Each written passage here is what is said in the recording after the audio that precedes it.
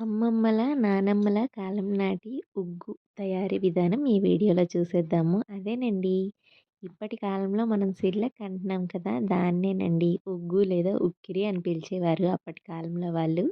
So, దీనికోసమైతే ముందుగా బియ్యము, అలాగే మినపగుళ్ళు, అలాగే సోలు, అలాగే కందిపప్పు వీటన్నింటిని కూడా బాగా శుభ్రంగా వాష్ చేసేసుకొని ఒక నైట్ అంతా వాటర్‌లో ఉంచేసుకొని సోక్ చేసుకొని, ఇంకా నెక్స్ట్ డే అయితే శుభ్రంగా ఆరబెట్టేసుకొని ఇలా ఫ్రై చేసుకున్నాను. వీటితో పాటు బేబీస్ కొంచెం పెద్ద ఏజ్ 1 ఇయర్ దాటిన దగ్గర నుంచి ఇవి కూడా యాడ్ చేసుకోండి. గోధుమలు అలాగే శనగపప్పు కూడా తీసుకున్నాను. ఇవన్నీ కూడా ఒక గ్లాసు రైస్‌కి హాఫ్ గ్లాస్ అమౌంట్‌లో తీసుకోవాలి. ఓన్లీ ఒక గ్లాస్ రైసు, ఒక గ్లాసు సోలు, అలాగే ఒక గ్లాస్ వరకు మినపగుళ్ళు తీసుకోవాలి. మిగిలినవన్నీ కూడా హాఫేనండి. అలాగే బేబీ ఏజ్ అనేది కొంచెం కొంచెం పెరుగుతున్న కొద్దీ మనం కూడా కొన్ని కొన్ని ఐటెమ్స్‌ని యాడ్ చేసుకోవచ్చు. నేనైతే ఎక్స్‌ట్రాగా ఇలా మఖానా అలాగే కొంచెం మరమరాలు అంటారు కదండీ! మురీలు వాటిని కూడా యాడ్ చేసుకున్నాను. ఇలా ఫ్రై చేసుకోవాలి లైట్‌గా క్రిస్పీగా అయ్యేంత వరకు. అలాగే కొన్ని జీడిపప్పు పలుకులు, అలాగే బాదం పప్పు పలుకులు కూడా యాడ్ చేయొచ్చు. జీడిపప్పు, బాదం పప్పు అనేవి ఆప్షనల్. అలాగే న్యూట్రిషన్ని కన్సల్ట్ అయ్యి చేసుకోండి. నేనైతే ఇక్కడ ఓన్లీ బాదం పప్పులు కొంచెం మ్యాష్ చేసి వేసుకున్నాను ఇలాగా.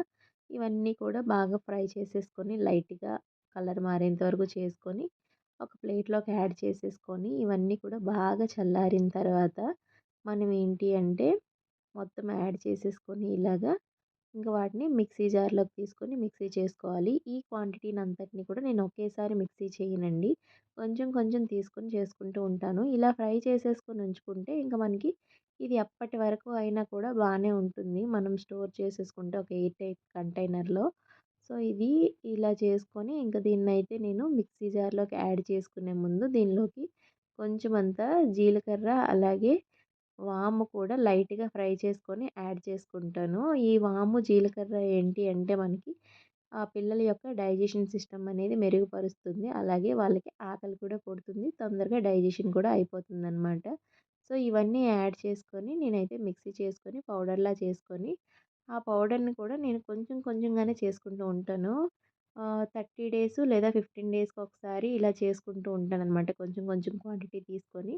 ఇంక ఇలా మిక్సీ పట్టేసుకున్న తర్వాత ఆ పౌడర్‌ని కూడా కాసేపయితే అలా గాలి తగిలనిచ్చేటట్లుగా బయట ఉంచేసి, అంటే కొంచెం వేడిగా ఉంటుంది కదా! చల్లారబెట్టుకొని మనం ఏదైతే కంటైనర్‌లో స్టోర్ చేయాలనుకుంటున్నామో ఆ కంటైనర్ కూడా నీట్‌గా క్లీన్ చేసుకొని, ఆ ఎయిర్ టైట్ కంటైనర్‌లో ఈ పౌడర్‌నయితే ఇలా స్టోర్ చేసుకోవాలి.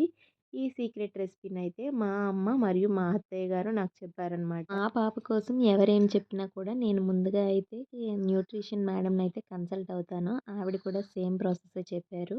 మరిన్ని వీడియోస్ కోసం మన ఛానల్‌ని సబ్స్క్రైబ్ చేసుకోండి.